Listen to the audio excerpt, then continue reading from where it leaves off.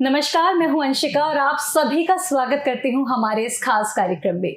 दर्शकों, ये खास कार्यक्रम इसलिए भी खास है क्योंकि आज के इस एपिसोड में हम आपको जोड़ने जा रहे हैं आपकी और हमारी जड़ें से, यानी कि गाँव से। हमारे साथ ऐसे कलाकार मौजूद हैं जो हमको कहीं ना कहीं एक बार फिर से अपने YouTube वीडियोस के माध्यम से हमें गाँव से कनेक्ट करते हैं।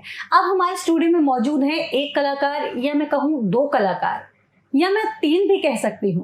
चलिए मैं उनका स्वागत करती हूँ, फिर आप ही डिसाइड कीजिए कि हमारे साथ एक कलाकार हैं, दो हैं या तीन हैं। स्वागत करेंगे अमन भाटी जी और मोहित भाटी जी का। आपका बहुत बहुत स्वागत है। बहुत बहुत धन्यवाद जी। और आपके जो व्यूअर्स देख रहे हैं सभी को मेरी ओर से पाम छुआ जी। राम राम जी। आपको भी पाम छुआ जी। अमन जी और मोहित जी, आप हमारे साथ स्टूडियो में मौजूद हैं। पहले तो मैं बोलना चाहूँगी, हमें बहुत अच्छा लग रहा है आप यहाँ पर आए। आपका जो सिग्नेचर डायलॉग अभी आपने बोला, पाँव छुई छुआ, या एग्जैक्ट मुझे इसका प्रोनाउंसिएशन नहीं पता, आप इसके बारे में थोड़ा हमें बताएं कि इसका मतलब क्या है आखिरकार जो आप बोलते हैं। देखो, कुछ बातें ऐसी हैं जो बेमतलब भी कर लेनी चाहिए, लेकिन मैंने जो अपने हिसाब से यहाँ मतलब बना रखा हो ऐसा है। आजकल तुमने देखो होगा क्या है, पहले क्या था, हम जब अपने बड़े बुजुर्गों के चरण स्पर्श करते थे तो हाथ से पूरा उसको टच करके तब करते थे। जी जी। अब ये चलन यहाँ से यहाँ लिया है, घोटे तक, सब घोटे पे हाथ लगा होगी जी, राम राम जी। लेकिन अब मैं जो बोलता हूँ बाबा जी पाम छुई छुआ, तो मैं मतलब पाम को छू लिया है, मतलब मैं उसमें ये कहता हूँ बाबा देखो मैंने आपके पाम को छू लिया है, अब मुझे आशीर्वाद दो। अच्छा। तो ये पूरा स्पष्ट करके हमारा बोलूंगी। जी जी जी, बहुत अच्छा आपने इनिशिएटिव लिया है कि जो उसको क्लियर कर दिया, पैर छू लिए हैं मैंने, मुझे आशीर्वाद दे दीजिए आप। अमन जी और मोहित जी, आपकी जो जोड़ी है पूरे इंटरनेट पर छाई हुई है, कमाल की आपकी जोड़ी है। तो मैं जानना चाहूँगी और व्यूअर्स हमारे जानना चाहते हैं कि आखिर अमन भाटी और मोहित भाटी दो सगे भाई हैं, दोस्त हैं, कौन है? क्योंकि सब लोग, कोई कुछ कहता है कोई कुछ कहता है, चीज़ क्लियर नहीं हो पाती। आप खुद बताएं। एक चीज देख ही रहता ना, शुरू में जी लगाई जी। हाँ जी, तो मतलब हमारा जो रिश्ता जी यह है भाई के रिश्ता से बड़ा रिश्ता मानता हूँ, क्योंकि जब हम कोई एक्ट कर रहे होते हैं तो ये मेरे बाबा का रोल कर रहा होता है, मेरी माँ का रोल कर रहा होता है, और इससे बड़ा रिश्ता क्या हो सकता है। माँ भी है मेरी, मेरा बाबा भी है, मेरे भाई का भी रोल करता है, और हम पर्सनल लाइफ में बात करें तो ये मेरा छोटा भाई है जी। कुछ रिश्ते देखो खून के नहीं होते, मतलब भगवान बना के नहीं भेजता, लेकिन वैसे लिख देता है भाई डायरी में तुम्हें एक होना है। तो हम शरीर आपको दो भले दिख रहे हो, लेकिन हम हैं एक, आत्मा हमारी एक है जी। कमाल आपने बताया कि हम आप दोनों जो आपस में कनेक्टेड है, किस तरह से आप कनेक्टेड हैं आपने बताया। कमीज ना हो एक रंग की कमीज। जी जी, बिल्कुल बिल्कुल। कपड़े भी मैच कर कर आए हैं, जूता भी धोले। अरे वाह, कमाल की बात है। इस तरह से दिल मिले हुए हैं कि कपड़े भी आपस में मैच कर रहे हैं। जैसे कि वीडियोस में हम देखते हैं मोहित जी आपके पिताजी का रोल निभाते हैं, बाबा का रोल निभाते हैं। और जैसे आपकी शादी तो होने ही नहीं देते हैं। कहो बाबा, कहा सुनने को मिल रहा हमें, खोटा बंधेंगे दिग्गा। करूंगा, बात करूंगा, रुक जा।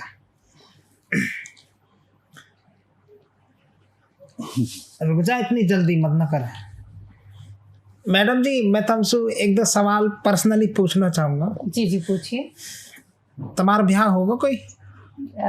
अभी तो नहीं, बताइए। मतलब शादी तो अभी नहीं हुई है, पर रोका हो गया है। रोका तो टूट जा ना। खालिद है हमारा कर देगा। दूसरा सवाल जी, गोतनाथ कहा तुम्हारा?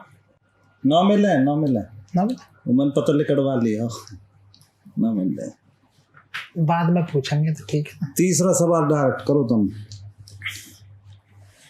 जैसे कोई कम पढ़ा लिखा हुआ है, 12वीं कर राखी हो बस, तो और वैसे खेत क्यार बढ़िया है, आदत को बढ़िया है, काई को लेकर दे हुए है, चल जाएगा? यही की बात कर रहा हूँ मैं। अच्छा। मतलब जी हमारे बाबा नु कह कर रहे हैं हमें कह को दोन दहेज ना चाहिए। अच्छा। जब आपने अपनी बेटी दे दी सब दौलत दे दी, बिल्कुल हमको तो एक जोड़ी लत्ता में आ जाओ वही सारी दौलत है। जी जी, देखिए मेरा तो रोका हो चुका है, लेकिन मेरी बहन है, मैं उससे आपकी बात चलाती हूँ। चलो जैसे आपको उचित लगे। वो बहुत सुंदर है, इसलिए मैं बोल रही हूँ कि आपकी बात उनसे चलाती हूँ ना। बात सुंदर उंदर ना, मतलब मन से सुंदर हो, हमें तो मन की सुंदर चाहिए ऐसे। जी। सवाल आगे बढ़ाओ नहीं तो बहुत देर लग जाएगी। जी बाद में बात कर लेंगे। कह तो दिए छोटी बहन हैगी।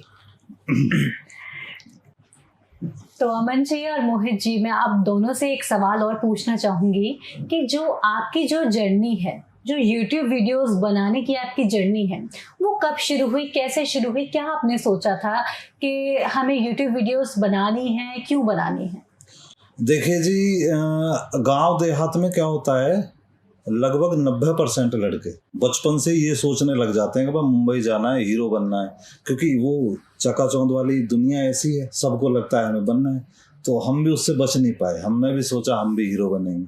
जी। तो बचपन में ऐसा शौक हो गया था कि जैसे हम खेतों पे जाते थे तो पेड़ पौधों से बात करते थे, उसको विलेन बना लिया पेड़ को, उसको लात घूसों से पीटा। अच्छा। खुद हीरो बन लिए। ऐसे लंबे बाल बढ़ाने का भी रीजन रहा उस टाइम में।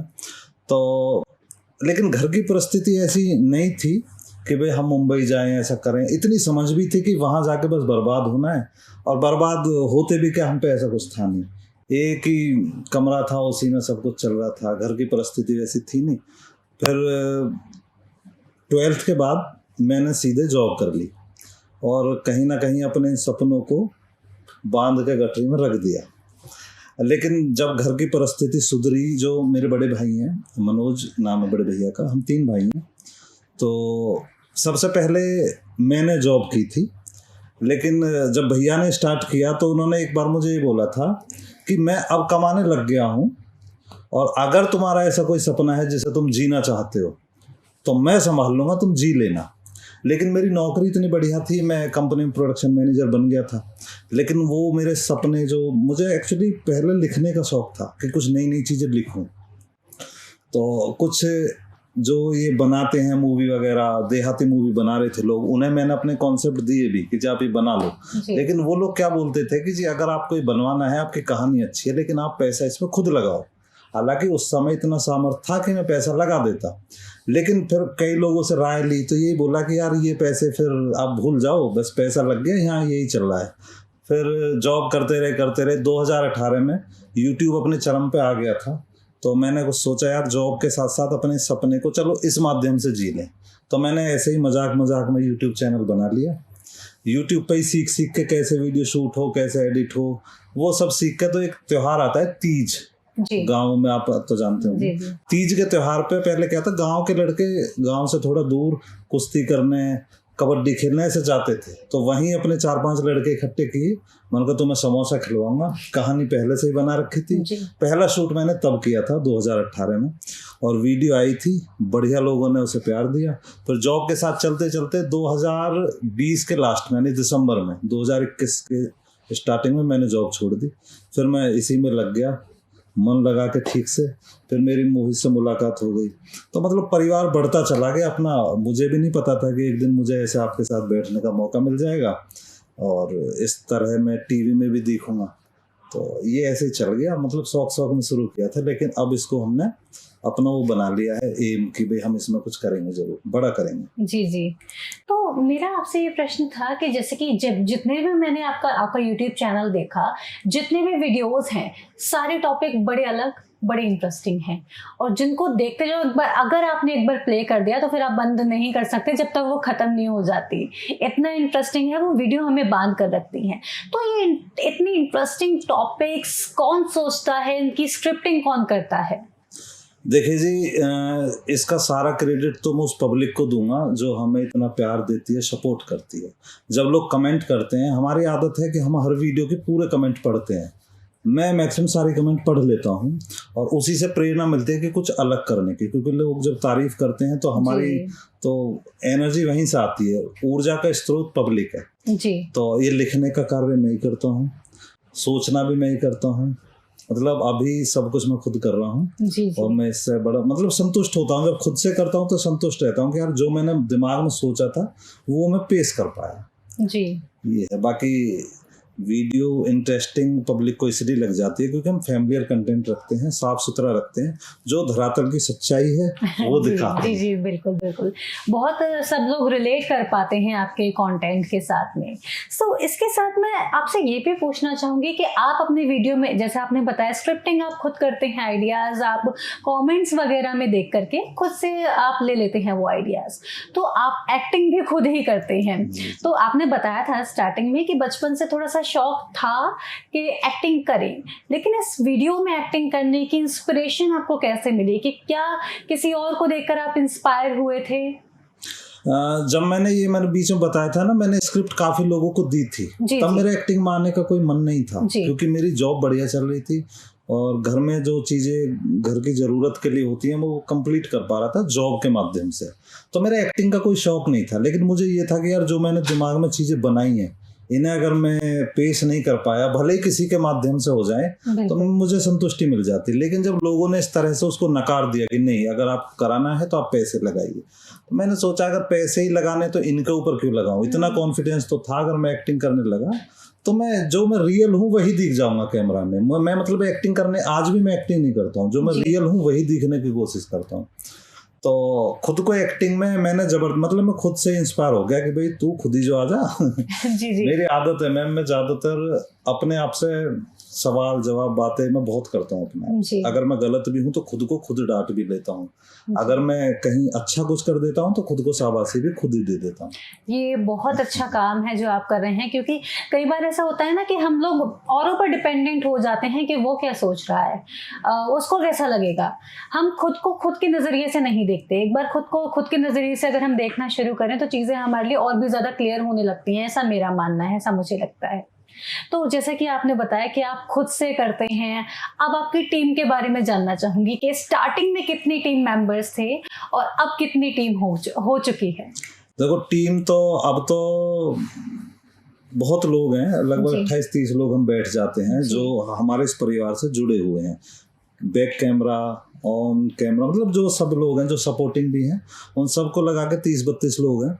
बाकी स्टार्टिंग मैंने की थी, मेरे गांव का एक लड़का था अंकित, मेरा आज भी बहुत अच्छा दोस्त है, उसके साथ हमने शूट किया था स्टार्टिंग में और मुझे उससे बहुत सपोर्ट मिली। लेकिन वो मैंने बताया था ना, गांव में कुछ चीज़ें होती हैं जी जो लोग थोड़ा, उसको फिर मुझसे अलग कर दिया गया। जी लेकिन वो था कि भाई ये करना ज़रूर है अब। जी जी तो मैं फिर और लोगों को जोड़ा। फिर एक प्रिया पाठक मेरी फ्रेंड है, वो इलाहाबाद से है लड़की, उसने बहुत मदद की। प्रतिभा यादव, वो इसी फील्ड से है, मीडिया से, अच्छा उससे मुलाकात हुई, उसने बेचारी ने बहुत मेहनत की हमारे साथ। लेकिन सबका एक वो होता है ना, उसको अलग फील्ड करना था, लेकिन वो लोग मेरी मदद कर रहे थे।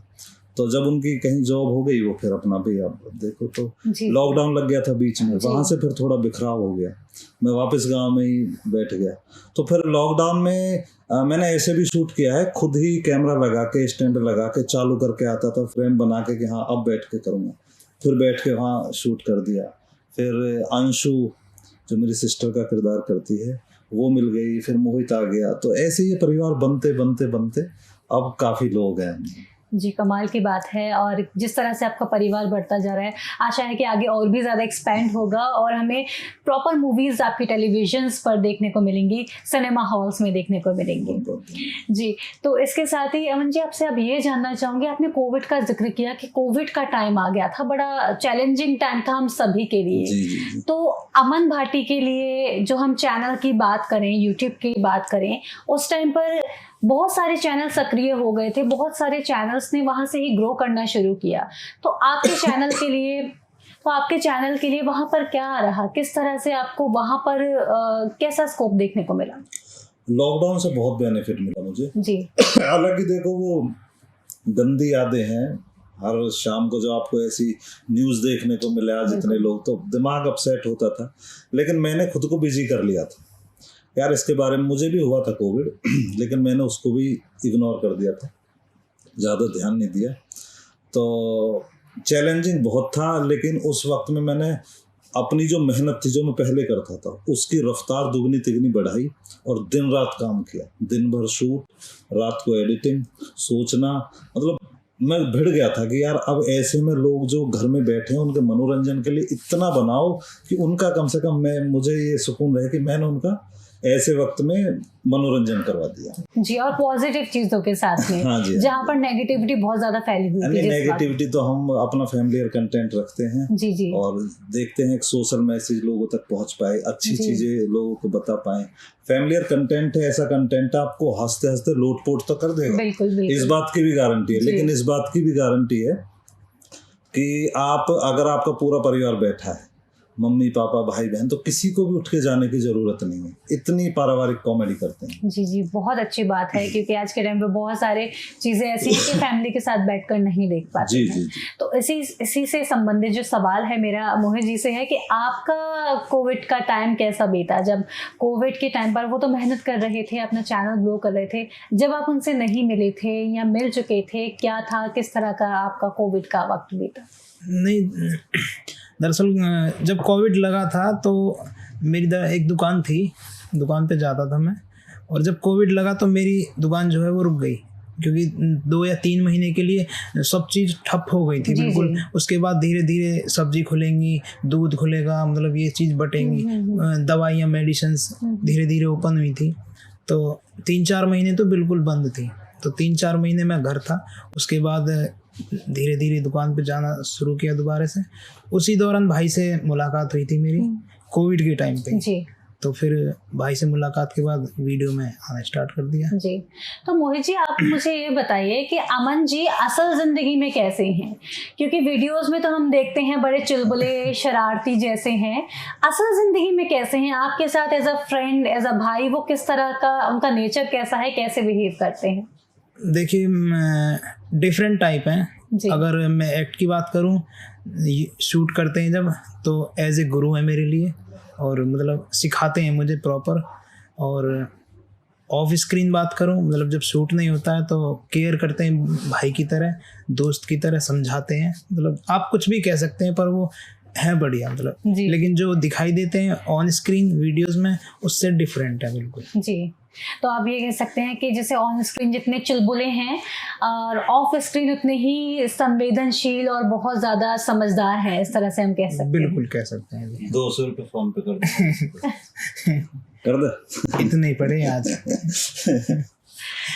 अब मैं ना आपसे अगला प्रश्न जो पूछने जा रही हूँ वो ये है कि आप जो एक्टिंग करते हैं, जैसे कि बहुत सारे लोग हैं जो एक्टिंग फील्ड में आना चाहते हैं, आपके फैंस भी बहुत सारे हैं जो आपको देखकर इंस्पायर होते हैं, तो उनके लिए आप क्या कहना चाहेंगे कि वो कैसे इंस्पायर हों? क्या हर कोई एक्टिंग में आ सकता है, या अगर एक्टिंग में आना है, यूट्यूब वीडियोस भी बनानी है, तो क्या किसी चीज़ का ध्यान रखने की ज़रूरत है, या सिर्फ अपने बी योर सेल्फ हमें होना चाहिए?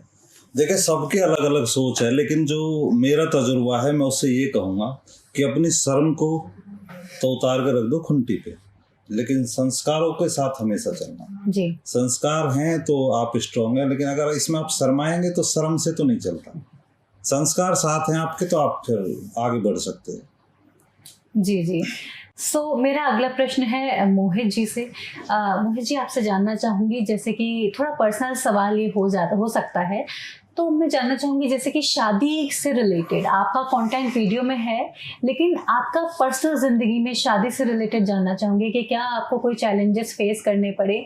जैसे कि शादी की वीडियो जो लास्ट मैंने आपका शॉर्ट देखा, जहाँ पर आप उनको वीडियो देखी प्रॉपर इनकी कि आप शादी के लिए लड़की देखने के लिए जा रहे हैं, उनको नए कपड़े आपने नहीं पहनने दिए, वो रो रहे हैं, आपने उनकी पिटाई वहाँ पर कर दी थी। तो क्या आपकी शादी के वक्त भी ऐसा हुआ था कि आपके पिताजी ने नए कपड़े नहीं पहनने दिए थे, या फिर क्या रहा था आपकी शादी पर? देखो, मेरे साथ तो हुआ था ऐसा, मतलब श्यामलाल के साथ में उस टाइम पे। श्यामलाल के साथ, तो उसकी सोच जो है वैसी है, पुराने टाइम वाली थोड़ी। जी जी। और वही पोते के साथ भी। जी जी। लेकिन ये इसका जवाब चाहती हैं आपकी पर्सनल लाइफ? अच्छा, पर्सनल। हाँ। नहीं, मैं श्यामलाल की बात कर रहा हूँ। आप श्यामलाल की भी बता दो, फिर अपनी पर्सनल की भी बता। हाँ, श्यामलाल के साथ तो देखो हुआ है, उसके साथ नहीं पहनने दिए थे उसके पापा ने, जो पिताजी थे उनके। और पर्सनली बताऊं तो मेरी अभी शादी नहीं हुई है। ओह, छिका पड़ा हूँ तो हमारे यहाँ छिके नहीं। हाँ अभी ना उम्र ना लिखड़ी अभी छिका हो एक 50 से ऊपर में। अब छिके ही माने जाएंगे 25-26 अब कहा 50 से ऊपर हो जाना जब उम्र, जब मतलब जब हुआ छिके हुआ भी है मान ली 24-25 साल अभी है। मैं एक बात अपनी शेयर करना चाह रहा हूँ। अब से पहले जितने भी हमारे इंटरव्यू हुए हैं वो सब मेल के साथ हुए, मतलब अब जी। पहली बार हम ऐसे बैठे हैं तो मतलब पिंडली सी कप रही हैं। नहीं आप बिल्कुल कंफर्टेबल हो जाइए। कर रहा हूँ खूब पर हो नहीं तो हम यहाँ से ऐसा कप आ रही है, मुझ पसीने आ रहे हैं।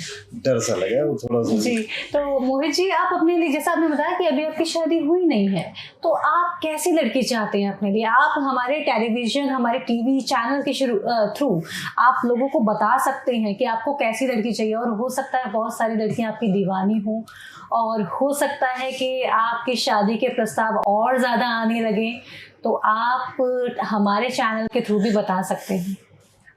ये तो शर्माएगा जी, स्वाभाविक है। जी, जी। पर मैं बता देता हूँ, लड़की बस ऐसी हो जो इस काम को समझे, और आ जाओ शादी के लिए हम तैयार बैठे हैं। भगवान कसम कुछ नहीं चाहिए हमारे लिए, तो एक ही सिद्धांत है, जब आपने अपनी बेटी दे दी सब धन दौलत मिल गया हमें, एक जोड़ी लत्तान में ले आएंगे, देख लो। तो आशा है कि जो लड़कियां आपकी दीवानी हो रही होंगी और ये वीडियो देखने के बाद, ये इंटरव्यू देखने के बाद आपके पास बहुत सारे प्रपोजल्स आ जाएंगे। आपको बस ध्यान रखने की ज़रूरत है कि जो पसंद आए लड़की, जो अच्छी हो लड़की, उन्हीं को चूज करें। हालांकि सारी लड़कियां अच्छी होंगी, आपको जो पसंद हो उससे आप शादी करें। थारे मुंह में घी शक्कर।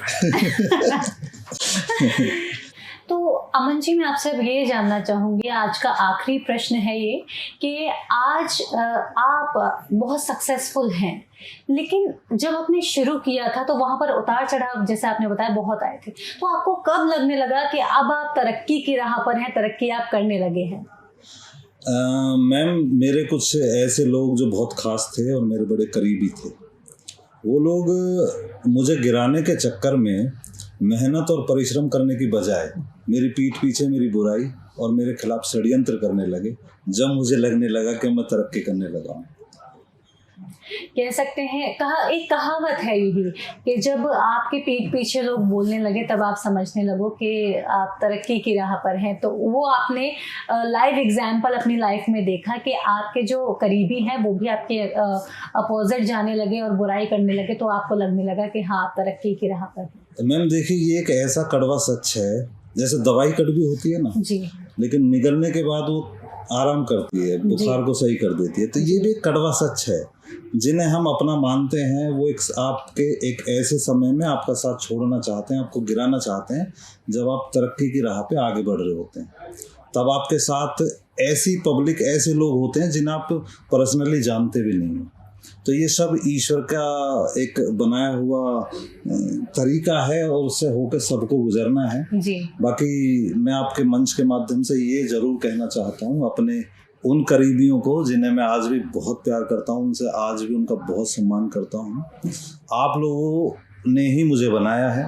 आप जब इस तरह की, अच्छा मैम, एक खासियत और है मेरे उन अपनों की, वो खुद को अच्छा दिखाने के चक्कर में मेरी बुराई करते हैं। उन्हें ऐसा लगता है कि इसकी बुराई हम अगर इससे करेंगे तो तुम अच्छे बन जाओगे, ऐसा उन लोगों की सोच है।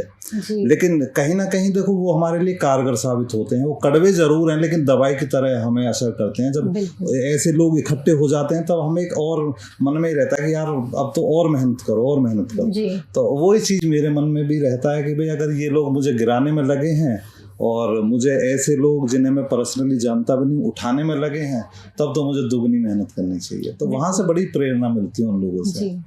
तो जैसे आपने बताया कि आपके जो रिलेटिव्स हैं या आपके अपने जो आपके अगेंस्ट में जा रहे थे, जब हम सोशल मीडिया का देखें तो वहाँ पर भी बहुत सारे लोग होते हैं जो नेगेटिव बोल रहे होते हैं, जो पॉजिटिव बोल रहे होते हैं। तो पॉजिटिव तो हम पॉजिटिव हमेशा लेते ही हैं, लेकिन जो नेगेटिव बोल रहे होते हैं आप उन्हें कैसे हैंडल करते हैं? आप क्या समझते हैं कि ये जो नेगेटिव चीज़ें बोल रहे हैं इन्हें कैसे हैंडल करें? मैम देखिए, मेरे पापा मुझे एक चीज़ सिखाते हैं कि जब आप कुछ बेहतर करोगे तो कुछ लोग ऐसे होते हैं जो ना तो बेहतर करना चाहते हैं और ना किसी को अगर कर रहा है ना उसे बेहतर करता देखना चाहते हैं। जी। तो ऐसे लोग, ये चैलेंजिंग है मैम जी। अब जैसे हम रास्ते में चल रहे हैं, हम सही चल रहे हैं, सामने वाला किस तरह से गाड़ी लेके आ रहा है उसको तो हम नहीं रोक सकते, हमारा अपना धर्म है कि हम सही चलें। जी। अब वो अगर गलत चल रहा है तो अब तो देखो ये फिर दुर्घटना ही कह सकता हूँ मैं इसको। कुछ लोग ऐसे होते हैं वो अपनी सोच और नियति नहीं बदलना चाहते क्योंकि उनकी प्रवृत्ति वैसी है, उनके साथ संस्कार वैसे हैं। लेकिन मेरे पापा ने एक चीज़ सिखाई है हमें बचपन से, हम 3 भाई हैं, एक सिस्टर है, सभी को ये सिखाया था कि कभी किसी की तरक्की देख कर जलना मत। अगर तुम वैसे इंसान खुद को बना सकते हो, और इसके लिए मैम परिश्रम करना पड़ता है बचपन से, ऐसा नहीं कि ये आज में एकदम बदल जाएगा इंसान। क्योंकि निंदा रस एक मैंने पढ़ा था, अभी आपका बहुत लंबा हो जाएगा इंटरव्यू अगर मैं उस पर बात करूं, तो निंदा करने में ना कुछ लोगों को बड़ा सुकून मिलता है, तो उन्हें वो सुकून ले लेने दो। अगर मेरी पीठ पीछे कोई मेरी बुराई भी कर रहा है तो कम से कम मुझे याद तो कर रहा है, मैं ना होते हुए भी वहाँ हूँ तो सही, बुराई में ही सही। वो उनका अपना तरीका है, मैं अपना अच्छा करने की कोशिश करता रहता हूँ, वो मेरा अपना तरीका है। जी अमन जी, आपसे बात करते करते बहुत अच्छा लग रहा है, लेकिन फिर से एक लास्ट प्रश्न ये हो जाता है कि जो आपके व्यूअर्स हैं जो इस क्षेत्र में आगे बढ़ेंगे, जो यूट्यूब के क्षेत्र में आना चाहते हैं, वीडियोस बनाना चाहते हैं, उनको भी कहीं ना कहीं नेगेटिव ट्रोलर्स का सामना करना पड़ सकता है। उनके लिए एक छोटा सा मैसेज आप दे दें कि अगर वो क्षेत्र में आ रहे हैं, नेगेटिव चीज़ों को कैसे हैंडल करें और कैसे उन्हें निगलेक्ट करें। देखिए मैम, अभी है क्या, यूट्यूब पे भी ना थोड़ी भेड़ चाल सी हो गई है। अगर कोई गाली वाला कंटेंट बना रहे तो उसको देखा देख युवा क्या है, वो सोचते हैं यही चलेगा, वो वैसा करने लगते हैं। अब उनके परिवार के संस्कार वैसे हैं नहीं, आप परिवार की लीक से हटकर जब चलते हो तब परिवार विरोध करता है। जी। मैंने जैसे पहले कहा था, अपनी शर्म तो त्यागनी पड़ेगी इस काम के लिए जो हम करते हैं, लेकिन अपने संस्कार मत त्यागो, अपनी संस्कृति मत त्यागो। ये सोच के चीज़ें बनाओ कि जो हम बना रहे हैं वो कोई परिवार देखेगा, अगर हम कितना देख पाते हैं। मैं अक्सर ये सोचता हूँ कि मैं टीवी देख रहा हूँ और मेरी सिस्टर बगल में बैठी है, तो अगर कुछ उसमें ऐसा है कि मुझे उठ के जाना पड़ जाए या मेरी सिस्टर को उठ के जाने पड़ जाए, तो फिर हम ऐसा कंटेंट क्यों बनाएं। हम ऐसा बनाएं ना कि अगर 2 भाई बहन देख रहे हैं, उठ के ना जाए, मस्त अपना एंजॉय करें। जी।